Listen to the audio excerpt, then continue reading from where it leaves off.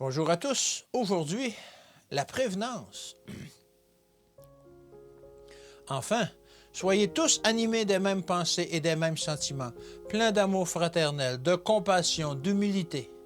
1 Pierre 3, verset 8. Le grand apôtre Paul se montrait intransigeant lorsque le devoir et le principe étaient en jeu.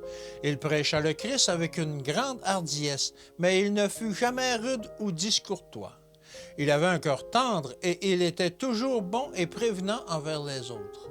La politesse était un des traits distinctifs de son caractère et cela lui permettait d'atteindre les classes les plus élevées de la société. Il joignait à son zèle pour la vérité, la hardiesse pour la prédication du Christ, mais toute sa conduite était imprégnée de bienséance, des manières et de la grâce de la vraie politesse. Partout où il allait, Paul attirait à lui des cœurs ardents. Son âme était liée à l'état de ses frères, à l'âme de ses frères. Lorsqu'il se séparait d'eux, sachant qu'il ne reverrait jamais son visage et que lui-même le leur assurait, leur cœur était rempli de tristesse et ils le suppliaient si ardemment de demeurer avec eux que l'apôtre s'écriait « Que faites-vous en pleurant et en me brisant le cœur ?» Son cœur aimant se brisait lorsqu'il voyait et sentait leur douleur au moment de la séparation finale. Ces chrétiens aimaient Paul et ils pensaient qu'ils ne devaient pas l'abandonner.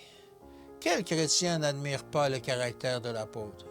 Ferme comme le roc lorsqu'il se dressait pour défendre la vérité, il se montrait affectueux et doux comme un enfant lorsqu'il était entouré de ses amis.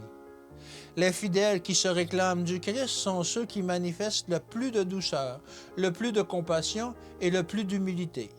Leurs convictions sont fermes et leur caractère fort. Rien ne peut ébranler leur foi ou les détourner de leur devoir. Le chrétien doit cultiver un esprit doux et paisible. Il faut qu'il soit calme, indulgent pour les autres, qu'il ait une humeur souriante, humeur que la maladie n'irritera pas et que le temps ou les circonstances ne changeront pas. Les enfants de Dieu n'oublient jamais de faire le bien. Chez eux, les bonnes œuvres sont spontanées, car Dieu, par sa grâce, a transformé leur nature. Que Dieu vous bénisse. À demain.